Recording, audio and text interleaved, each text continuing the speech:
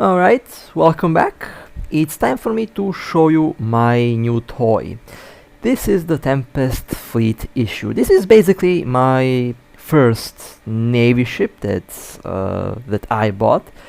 It was kind of a tough decision between the Raven Navy and the Tempest Navy. I went with the Tempest Fleet issue because of the skills. My skills for turrets seem to be just slightly better than my skills for missiles. Doesn't mean that I am not going to fight the Raven Navy. The Raven Navy is my next project.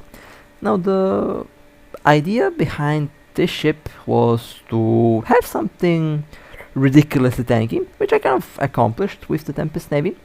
Although the Tempest Navy is more suitable for the SuperCapital combat, which means I actually plan to use this ship for camps, for crashing camps, and it also can be used for baiting as a chunk bait ship. The Raven Navy will have a slightly different purpose. The Raven Navy will primarily be built to be able to handle carriers, because the Raven Navy has the best potential to catch carriers. Now the Tempest Fleet issue can't do the same thing, but the Raven Navy does have much more alpha damage, and it just seems to be more suitable for the job. Although you can use the Tempest Navy as a heavy tackle, because the tank on this thing is insane. The tank on any Navy battleship in this case, is pretty wild. Now let me show you the build. So the idea behind this build comes from EVE Online a little bit. Basically, I was inspired by a Vargur build. Now the Vargur build that I have seen is a passive tank. Now the Navy ships have received a bonus not exactly a bonus, but their passive shield regeneration has been drastically improved. Now it is still not ideal. I would say they can easily just boost the passive regeneration rate by 50%, and then it would definitely have an impact, but it is definitely going towards the right direction. It used to be 6.9 thousand seconds to fully recharge.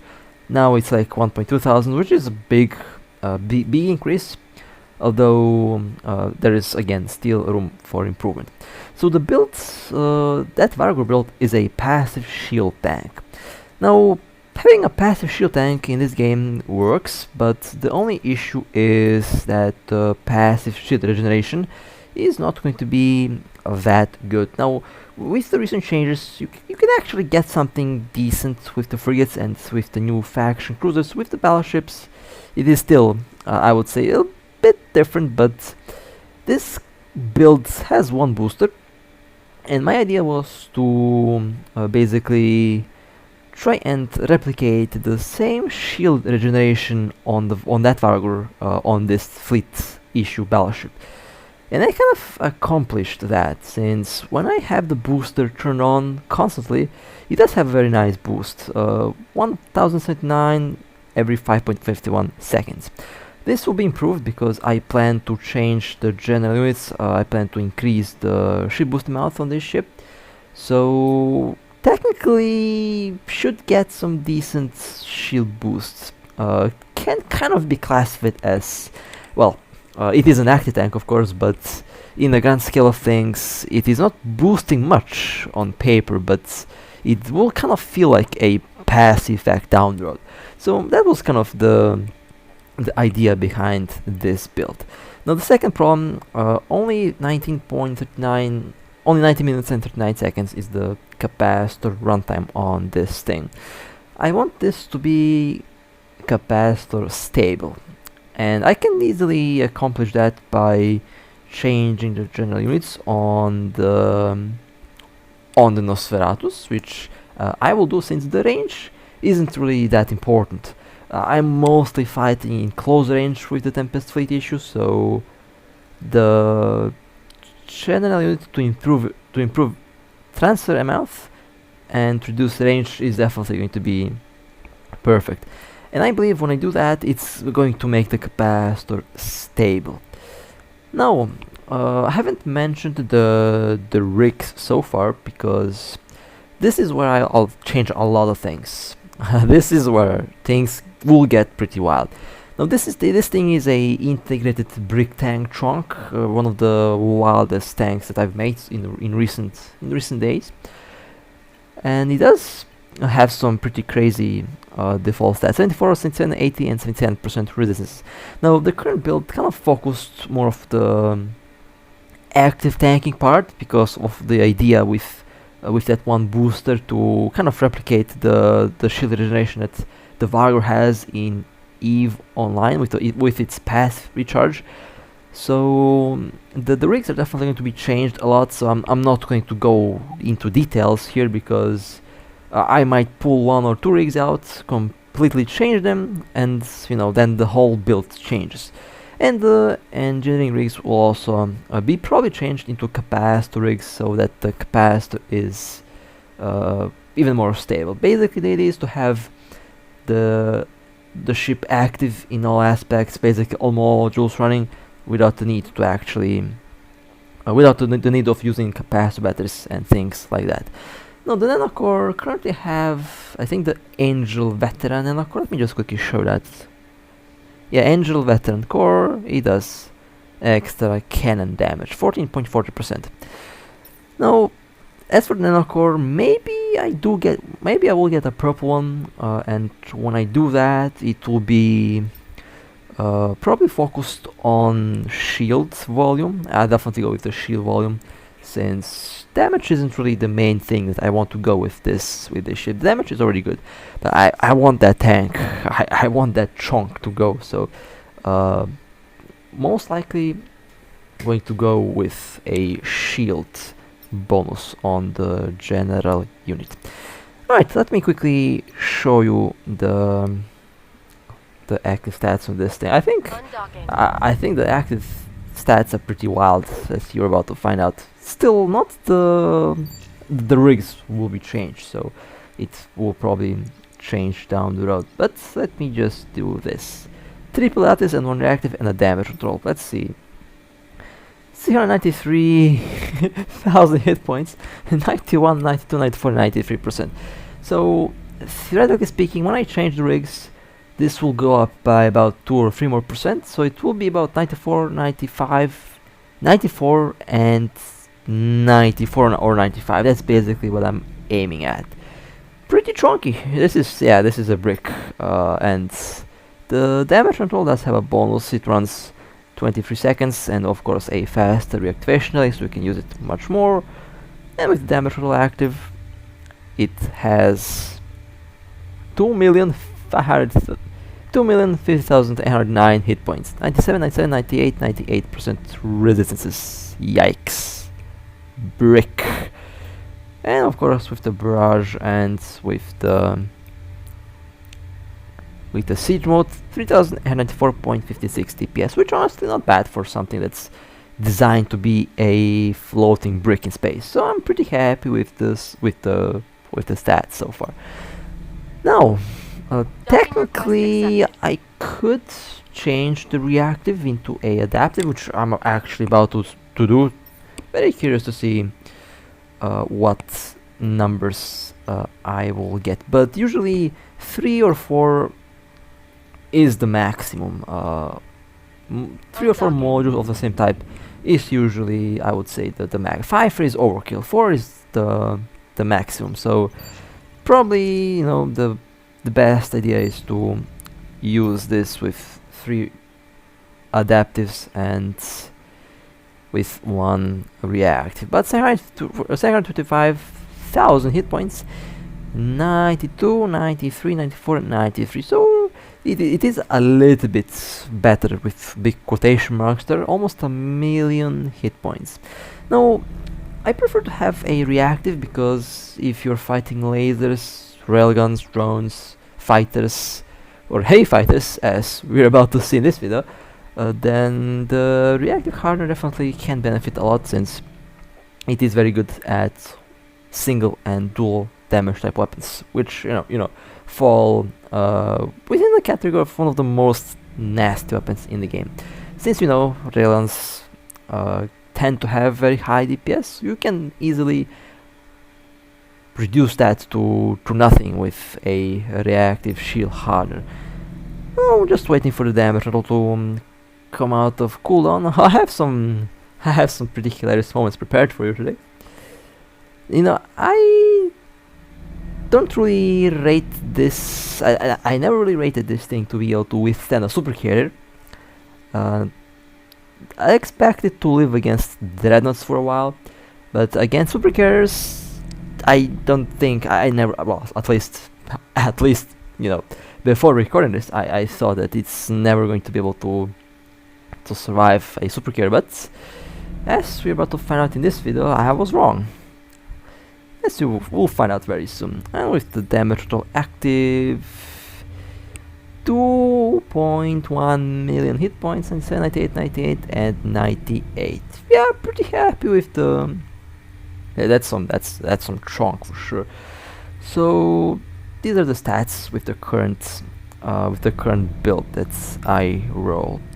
And again, as I mentioned, the rigs will be changed most likely, and the overall stats will also probably change. Not really sure by how much, but I guess we will find that out. So with that being said, I think it will be time to get this show rolling. I have some pretty hilarious moments for you prepared today, and some pretty good kills. And well, with that being said, let's go to the first target. Now, my survival track record has been pretty flawless so far. I've managed to survive every single Hotdrop that's attempted to destroy any of my ships. The most notable one happened, I think, 3 months ago, when my revelation was faced with 20 glass DPS dreadnoughts, something like that. Now this is a bit different. I am in a Tempest fleet issue. It's a battleship, and so far I've never encountered super carriers, but there is one, and there is 1, 2, 3 dreadnoughts accompanying it. So things happened so fast that at the time of recording this, I didn't even realize what happened. I just saw Sino, I clicked Align Station, I clicked Warp, and of course the tank held pretty well, so I'm pretty happy with that. At the time I thought that I was being shot at by dreadnoughts. Now, after I docked and after I actually looked back at the video, I saw a Nyx, and the Nyx did aggro me first. I think they were using the Galente fighters. Didn't really had much time to look at all the things around me, to be honest. But I survived a full blast from a super carrier.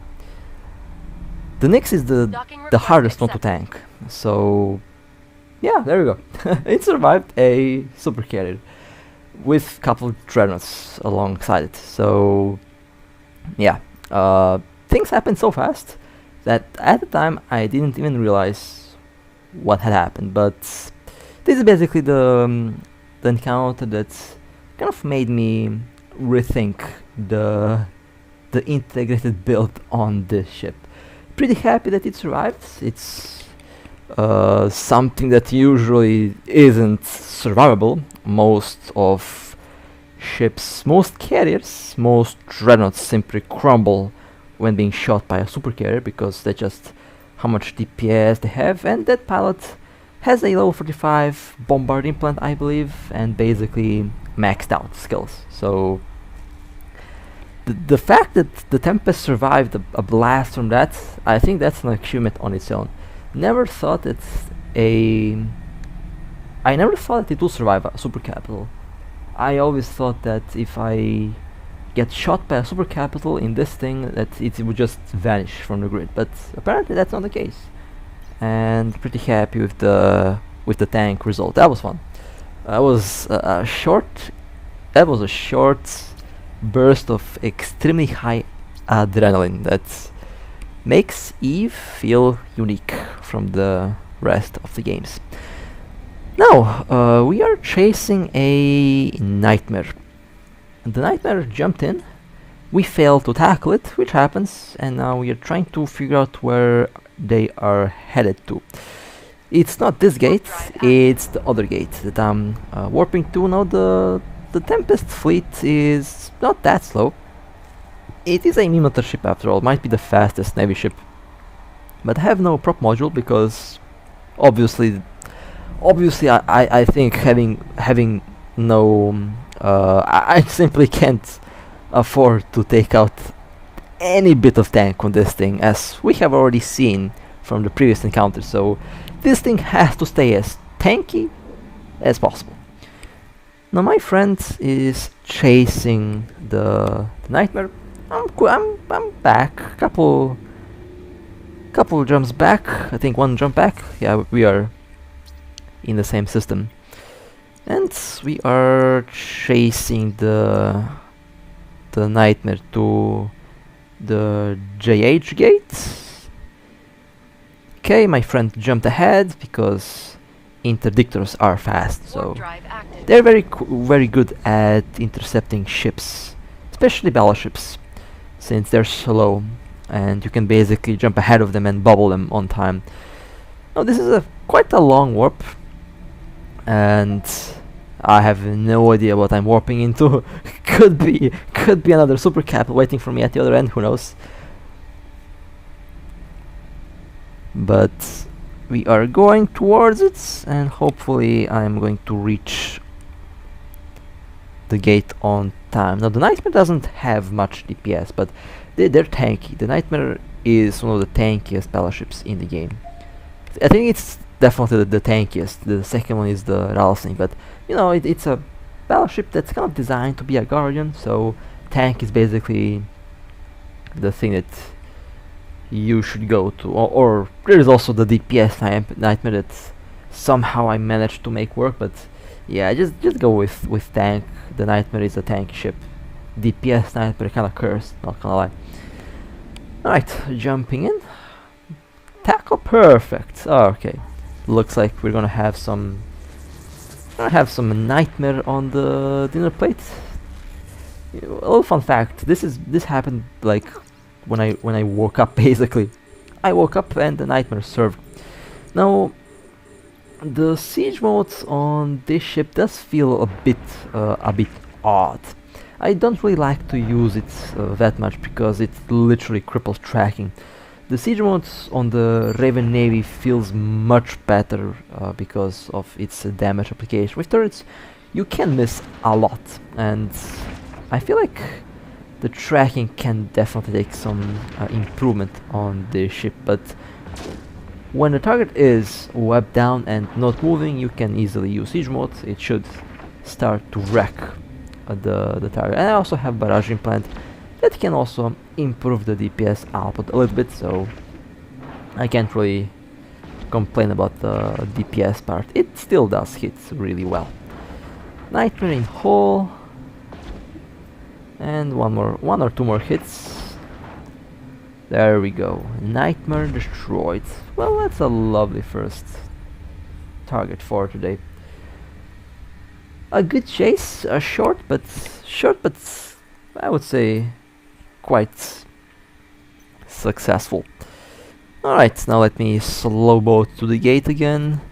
3,045,000,000 kill mail. Now this Nightmare, quite a cheaper build, has a scrambler, and of course warp core optimizers.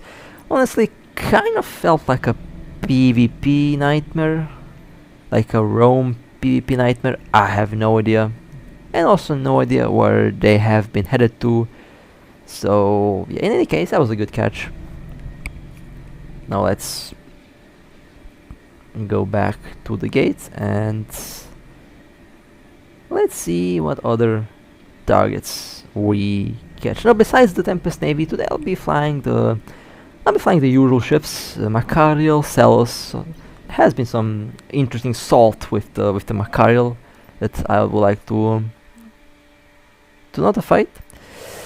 That I would like to not notify, but that I would like to talk about. Now, the next target, believe it or not, we have a spaceman walking in. Now, it's not every day that a spaceman just gets served on a dinner plate. Spaceman on a dinner plate. Yeah, I'm definitely recording this at 3 AM, and yes, I am. All right. Anyway, let's see what happens with this spaceman. Now, the spaceman is can be a dangerous ship, but they're usually paper. They usually don't have any tank. It's really not a ship it's not really a ship that's built to tank any damage. It's a long-range kite in most cases. And there is a spaceman. Looks expensive, that's for sure. Alright, approaching. Now that was a big hit on the shield. Of course, they're moving. I have to turn off the siege mode because I wouldn't be able to do much damage to it if the siege mode is active. Now the spaceman seems to be shooting back, and I think they're. Let me approach at 27 kilometers, which would put me in the optimal range. I think they're shooting at me actually, but we're under attack. No, they're shooting at my drones. Lol. Why would they be shooting at my drones? And now they're shooting at me. Oh, okay. But as you can see, they are barely scratching the surface of my shield. I'll just turn on the booster, and basically, yeah, that's not going to go through this shield, that's for sure. Spaceman is now into hull. I'm doing some big hits on that thing. Siege mode off. Spaceman in very low hull. My shield in flawless condition, and Spaceman has been blown up. Nice. That was a good catch, actually. Pretty good catch. Perfect. Let's take a look at the kill. 11.2 billion. Oh my god, why do I have to look at this build? Yeah. The Spaceman isn't exactly a armor tank, and mixed missiles give me mixed feelings for this build, leaning towards the cursed side, because this was an armor tank Mordor ship. Mordor ships should not be armor tanked because their armors are pretty bad. They're shield tank ships, or in most cases passive shield tank ships. They have good shields but terrible armors. In any case, we have another Mordor ship on the menu today, which is interesting. First a Barghest, then a Ortrus. Hopefully the next one is a Garmur. That would be hilarious if that's the case. Ortrus tackled. The Ortrus is a very, very dangerous cruiser, although a difficult to fly cruiser because of how not much tank it has attached to it. It basically has no tank, but it's fast and a very good kite. So in the hands of the right palette, the Ortrus is definitely quite the scary boat. Now here you might be wondering, well, what's happening on the screen? Well, my game decided not to react on inputs. You know, sometimes, and I also noticed that with the first clip with the super carrier, I clicked on the damage control. It didn't respond. I actually realized that when I took the second hit from the super carrier, I actually took 2 hits. Actually 3 hits. First did little damage, second and third did big hits from the fighters. I clicked on damage control, but it did not really work. So kind of funny. 3,340 million ISK Ortrus kill with missiles. This looked like a PvE Ortrus with integrations. Interesting. PvE Ortrus cruisers are really interesting because they can dish out some very nasty DPS. Alright, let's go to the next target. And I am in the cell, so don't worry. We're gonna go back to the Battleship. But this is one interesting little encounter that I had. Now, this phantasm was baiting, and I tried to catch them for a couple days, but each time they would burn out. They're very fast, but my friend managed to catch them. I actually cloned to come and help at destroying this ship. No, they're not whopping away. My friend has points on them, which means that they absolutely don't have stabs. If they had stabs, they would already be gone. So this is going to be a good opportunity for me to test out the new DPS that I have on this ship. Now I have a micro warp drift. I'm pretty fast. I'm already approaching the phantasm quite rapidly. I have the wrong build though, although I usually have scrunners. Didn't have time to change anything, so I just had to go with what I had. But it shouldn't be a big problem. I started to shoot at about my optimal, about my fall-off range actually. Going within the range, going full hot, and now going to go into battery mode.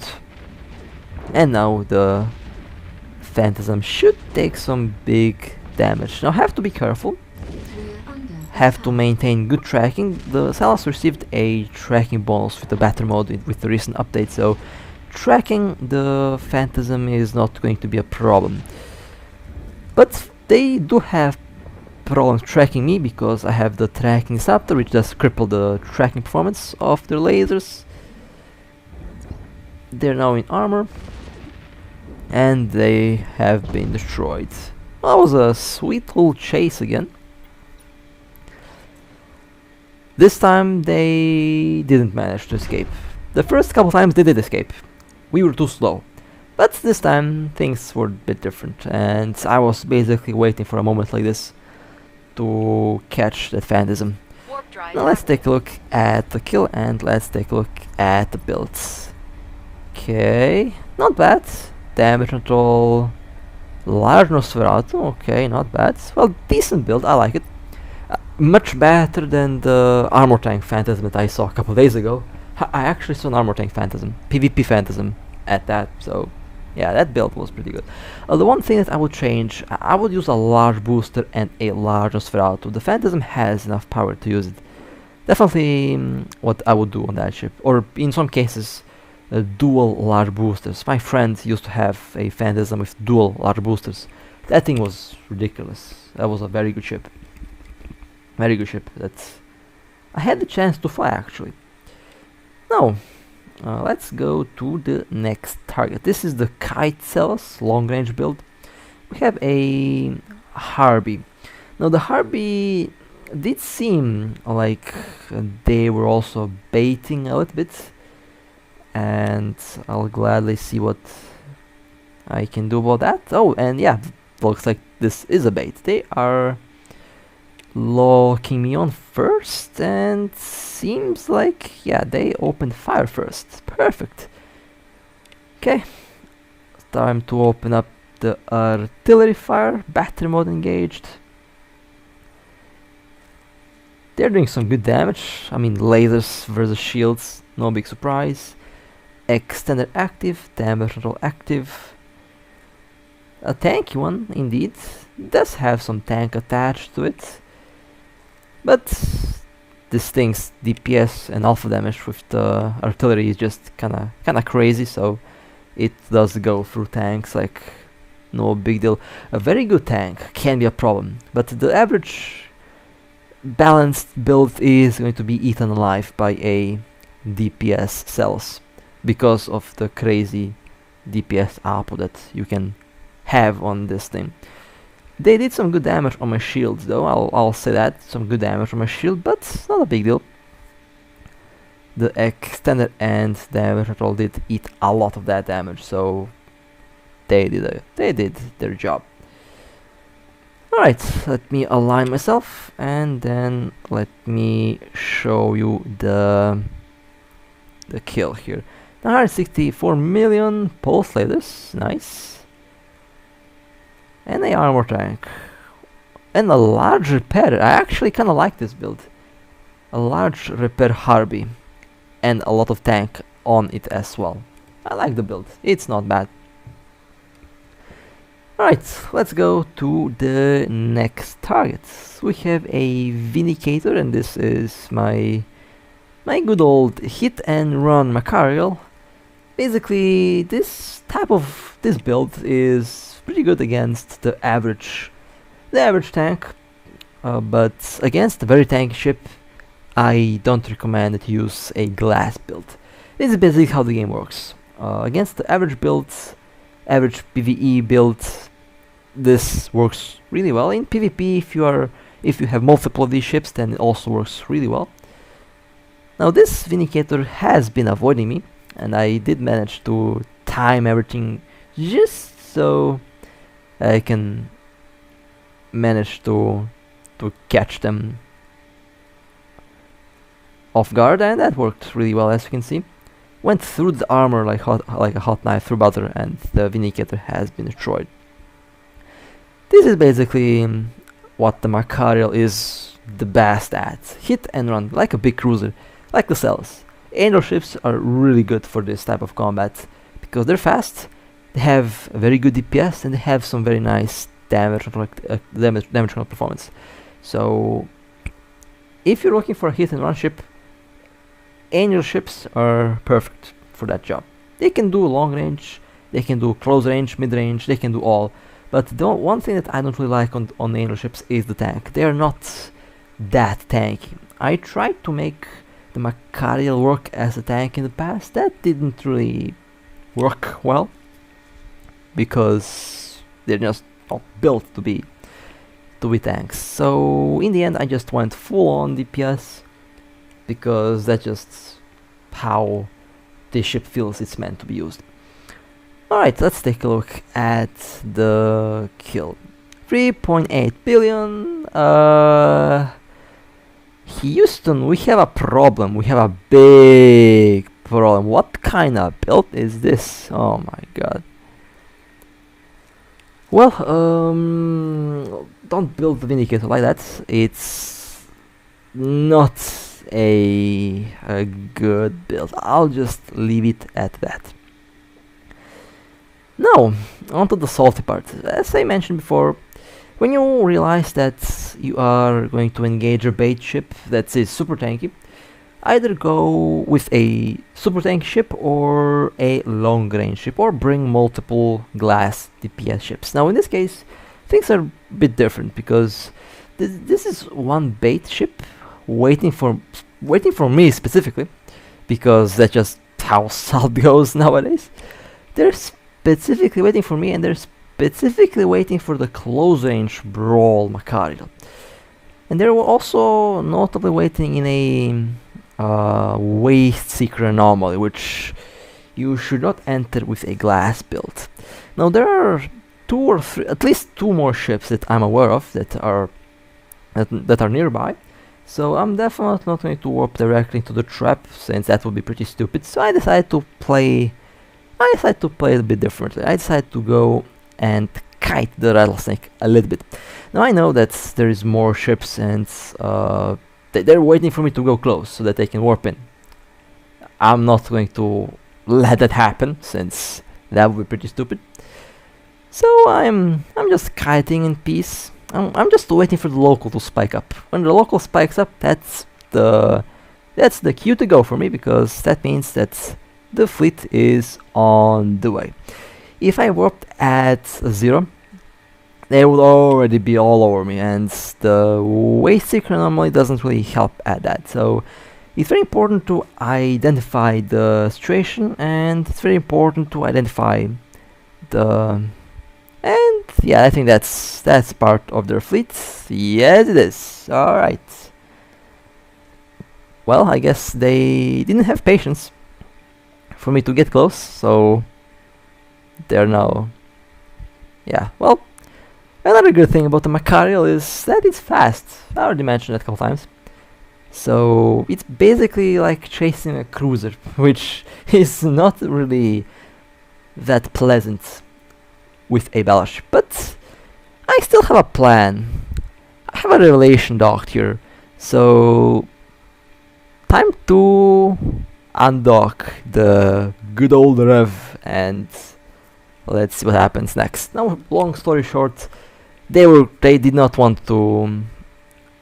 They saw a Balgorn and they didn't want to play with a Balgorn. That's what happened in the end. The idea was to get the Balgorn, to web them, and I land with the relation to delete the last thing. But they saw Balgorn, they decided to leave. It's fine, no big deal. It was still a fun little encounter. Now, back in the trunk that that survived the SuperCapital. Still don't believe that happened, but it did. So yeah, a classic Eve moment. Sometimes my ships surprise me, honestly. I usually I don't know what to say honestly at this moment. It's very late. My brain is not working properly, so I'll just save that for another time. Anyway, let's see what jumped. Oh, at Dominic's. Okay, at the Dominic's. You know, one thing that I had the chance to see, I saw all different sorts of nanocore designs throughout the last like 2 or 3 years. I saw good ones. I saw colors that kind of poked my eyes a little bit, but yeah, I had the chance to see so many different nanocores, and I kind of can't really say that I like this nanocore. It looks kind of too orange for my case. Too orange. I mean, I don't know. The orange, color orange, reminds me on a bag of Cheetos, I think. The chips. Oh my God. The Garmur Ascension core. Nicknamed the chips core, the Dorito core. What was the name of the snack that a lot of people like to eat? I actually can't eat that because it contains stuff that would kill me. I have some nasty allergies that if I get in contact with some materials, I can basically die in like 2 minutes. So yeah. I wish. I mean, I kind of I miss the snacks. Honestly, like I haven't eaten a single snack for like 4 years now, ever since the allergies popped in. Ever since I almost died, actually. So, yeah.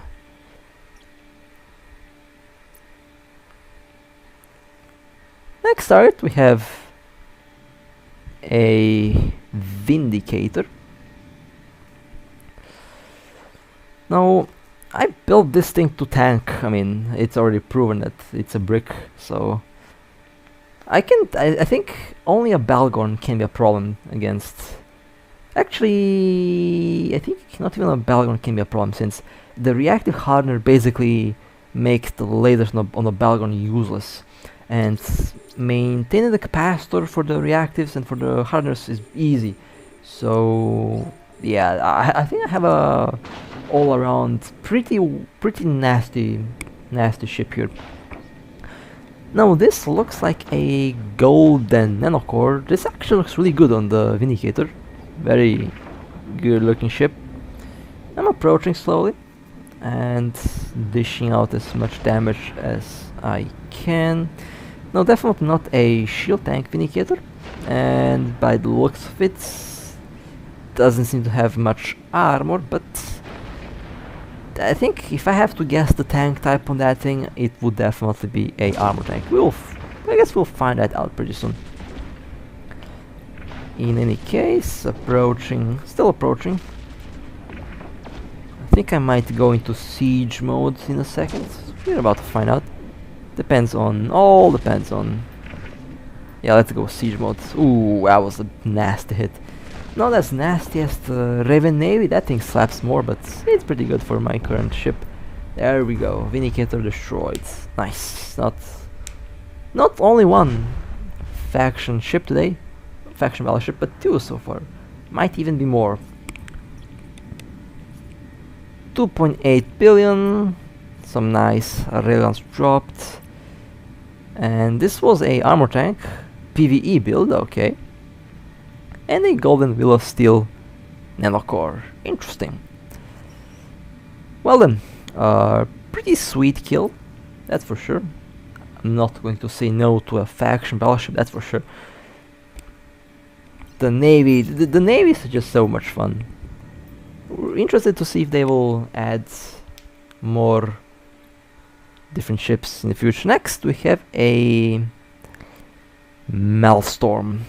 Now this Maelstrom was part of a CTA fleet, I believe. I'm not really sure what they're doing here, but we're about to see what happens next. Now they are shooting at our bubble. They are trying to neutralize our bubble, but the Maelstrom has a big problem with tracking. I think it doesn't really have any tracking bonuses, so you will be stuck with the default stats of the weapons, of the skills. So at 0, and the Maelstrom can't really track a cruiser well. And since they're using a CTA build, I don't really think they have any webs. So even if our bubble has no capacitor, they still are unable to do any damage to it because they can't track. Later they did change the primary target to our Megathon Striker, but that's a Megathon Navy, which is also tanky, so not much they could do in this case. And yes, this was a CTA built Maelstrom. Interesting. Wonder from what system they came. I know that there has been some fights around. I'm not really following too much on what's happening, so my apologies for that. But if anyone knows what big fight happened recently, I would love to know. Kind of funny, because apparently my alliance is also involved in that fight, but I have no idea what's happening. so yeah, let's go to the next target. We have a thorax. Now why am I taking a Celos? I have no idea. I should go back to the classic thorax versus thorax, but I guess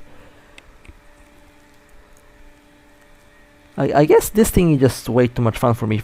The Celos, like if you're debating on getting one of these ships or not, I definitely say give it a chance, give the ship a chance, because this thing is just hilarious. It slaps so hard. It's a ship that is, I mean, it's a Cinnabal. It's basically a buffed Cinnabal. That's what it feels like. A buffed Cinnabal with a cloak. That's basically what this is. And it's a really fun to fly ship. And now I remember why I went after the I thought it was a bait. I started to think. I became really paranoid. Honestly, I'm thinking that like every ship is a bait nowadays, which, you know, I think it's the right way in some instances, because it's better to assume the worst and be greeted with the best than to expect the best and be greeted with the worst. So lately I've been treating all targets as maximum threat, basically, so that I minimize my mistakes to a minimum. So far it's been working. I think I dodged some funny moments for sure. Like I'm always assuming that the worst will happen, basically. So I'm always giving my best, and that way the mistakes are minimal. Now what do we have here? Now I think we have a stubborn fleet inside, which does smell like bait. We're about to find out. I have changed the cells into the close range brawler cells, dual webs and a scrambler. Okay. And going into the next room.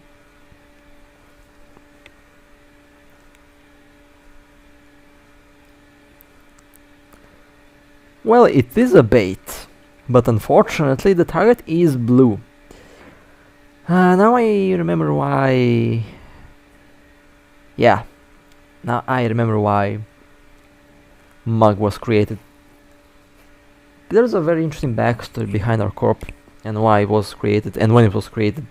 It was created in a very interesting time. I think I'll go into that some other time, but having a lot of blues was definitely one reason why Mug was created. And man, it was 2 or 3 years since the corpse creation. Brings back some memories for sure. Alright, let's go to the next target. Okay, some angel ship action. My friend is in a Cinnabon, I am in a Celos. We both warp the same speed, so it's not a big deal. Now here's where I mess things up. When you have two ships of the same type, one of them is kite, one of them is close range. Guess what I did? I took the brawler and I thought I was flying a kite. So I'm basically kiting with a yeah, this is the definition of a fail. What you're looking at is a fail. I thought that I had artillery cannons, but I had autocannons, and well, I basically wasted all of my barrage, and I didn't realize that up until the ship was destroyed. I was kiting with autocannons. Kind of funny because the Drake could have been deleted much faster if I was closer, but you know, it happens, not a big deal. I thought I was in a kite Celos, I was in the brawl Celos, so yeah, kind of a fail. Let's take a look at the kill. 456 million. My apologies, it was a hurricane, not a Drake. My apologies. 546 million, not bad. Also, not can build. Kind of a balanced hurricane build.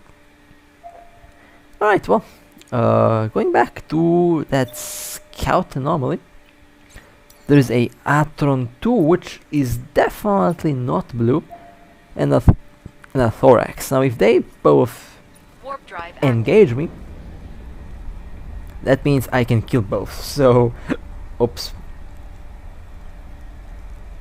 My apologies. Some random hiccups started happening. Oh my god, this is going to be annoying. Oh my god. Yeah.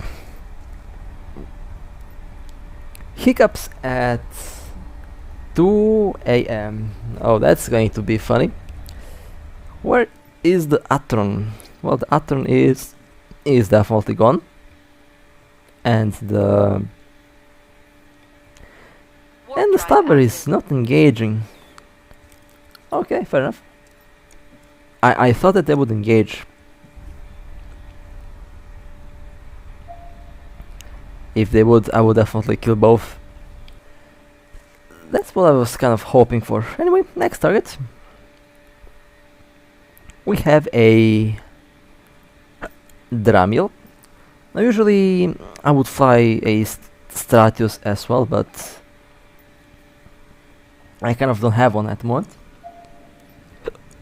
since I had a little crash in the wormhole. I haven't been flying the Stratius since that moment. Doesn't mean that I'm not going to fly the ship. I'm definitely going to fly it at one point, but right now I'm definitely trying out some different things. Now this Dramiel is in a small anomaly, I think. So most likely a bait. So I'm waiting for my friend to tackle, and then I am going in.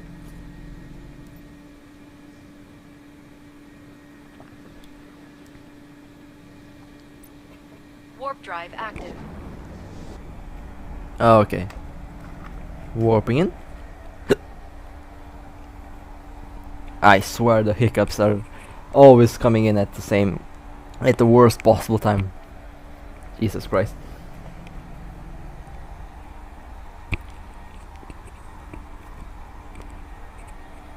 Even holding the breath doesn't help, I guess. Alright, fair enough. Yes, I'll just have to power through it. There is the Dramiel. Now the beautiful thing about the Orcus is 21 kilometers scramble range. And there we go. Tackled, webbed, and the Dramiel got slapped by 2 faction cruisers. Nice, nice, nice, nice. Nice catch. There was actually a Dramiel that I was chasing a couple of days ago. Unfortunately, didn't manage to catch them because I think they saw me scanning or they recognized me. This was obviously a bait Dramiel, a scrammer, a long-range disruptor, and a web. Although they definitely did not see a bunch of cruisers popping in, so yes, we always have that element of surprise, which I still find kind of fascinating that we can still surprise players the same way. But I'm not going to complain. If it works, it works. I am not going to say anything about that. Okay, let's go. Next target, we have a Caracal Navy. Oh well, let's go with the cells again. This time definitely a long-range kite build. Not going to make the same mistake twice, for sure.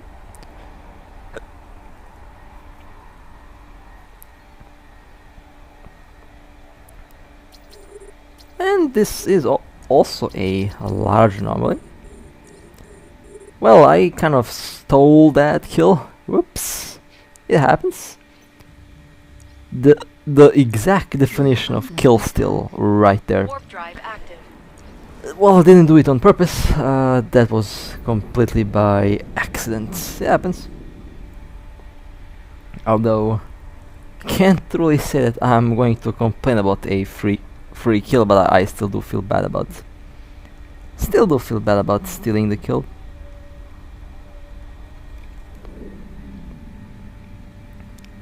And let's take a look at the kill mail. Yeah, oof.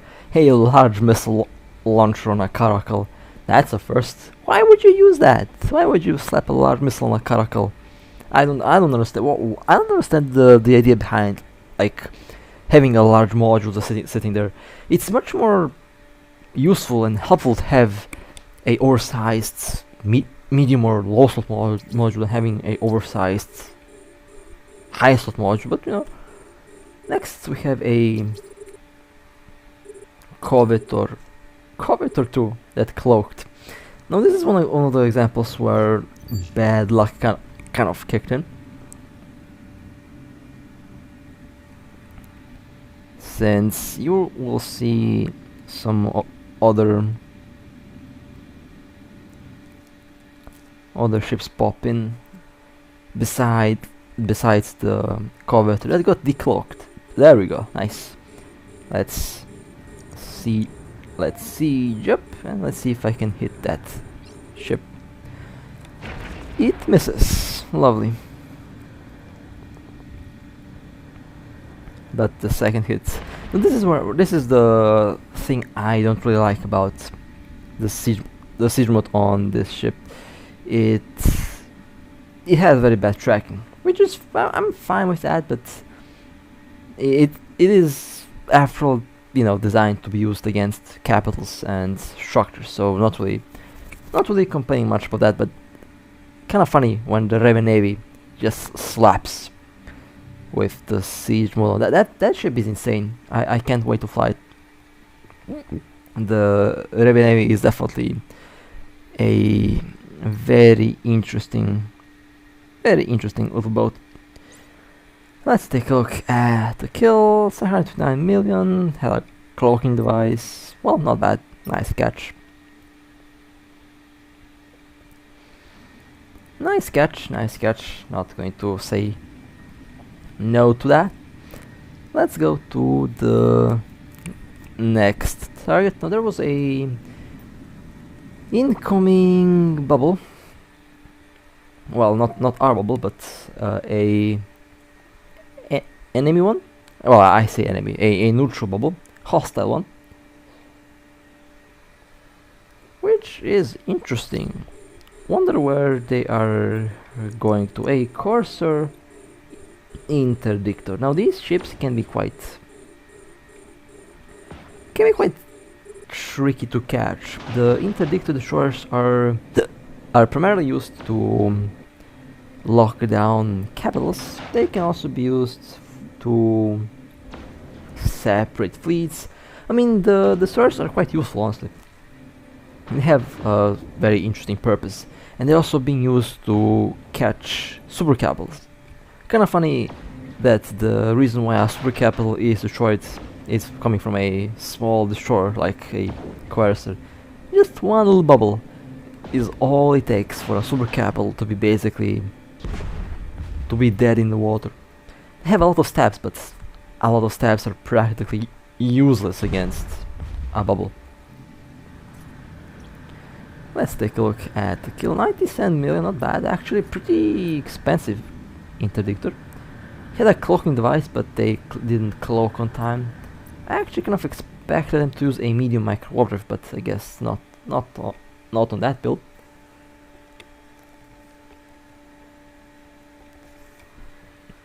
Next we have a Macarial incoming. Now place, what do you think? Place your guesses. Is this Macarial going to be level 1 cursed, or is it going to be off the charts cursed? Well, yeah. Kind of spoiling up ahead. Yeah, let's follow through. I'm just saying it on time, just so you're prepared for whatever that is. Let's see what. Yeah, let's just go with the. Let's just follow through. So the Macarial is now in armor.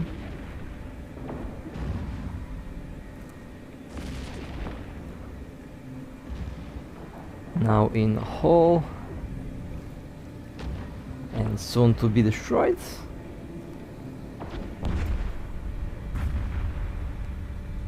There we go. Nice.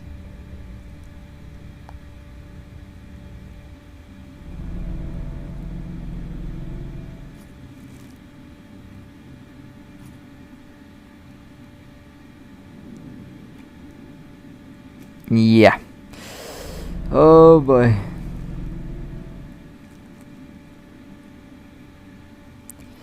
Nope. Nope. Nope. Who came up with this build? Why? Why would you use medium missiles on a bloody Macarial? It's also PvP fitted. I need a drink after this for sure.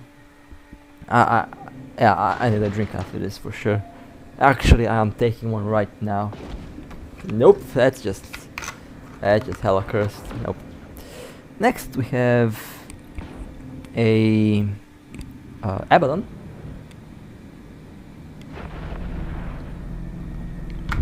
Yeah, the drink will definitely help me forget about that build. So by the time I wake up tomorrow, I should forget about it. So the Abaddon seems to be quite chunky. I mean, it's expected. It is quite the. I mean, it's an Abaddon. No big surprise that it has tank attached to it. So yeah, I need to go back to my own Abaddon. I actually missed the good old original, the OG chunk.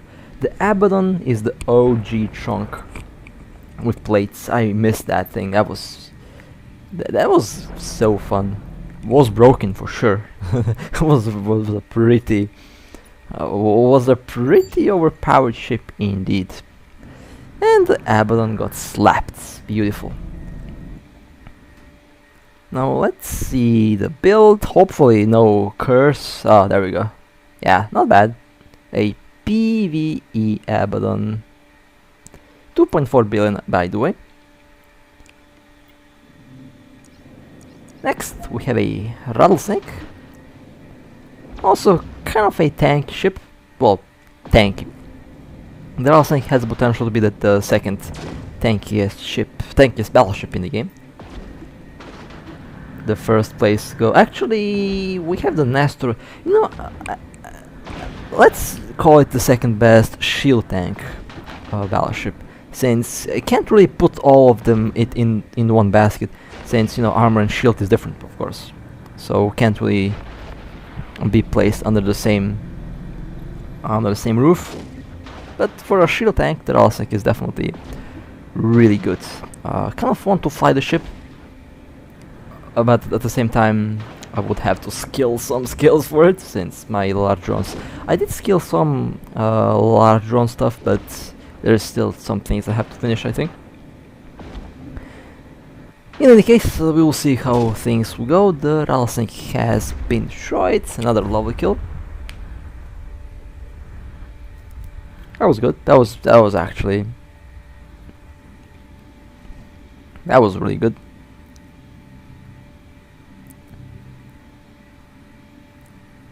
And now let me take a look at kill. 3.2 billion rapid missiles, 8 DPS, Rattlesnake, not bad. The rigs, yeah, the rigs don't seem to be bad. Next, we have a Daredevil.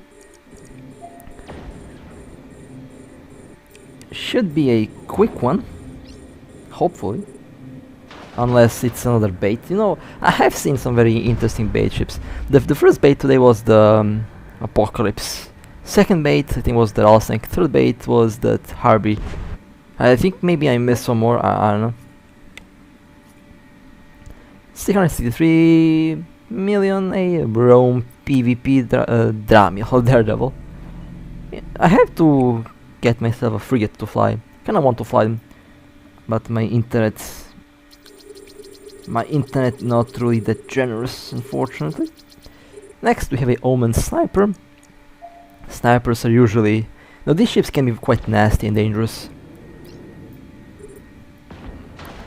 Okay, first hit did some good damage. And yeah, the Raven Navy just slapped everything else from the armor and hull. I really also... I mean, I really need to get myself a Raven Navy. That's the, like I said, that's the next project ship that I'll fly. Should be quite fun. 295 million. A PvP Rome build as well. Nice. Nice to see the ships floating around. Alright, well, I guess that will be it for today. It was a very fun run, that's for sure.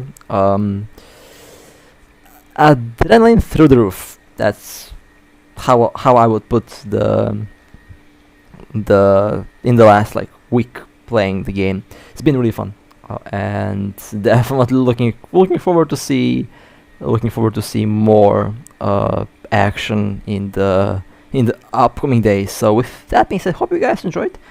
If you want to support me, feel free to like and subscribe. And with that being said, stay safe, fly safe, and as always, I'll see you next time.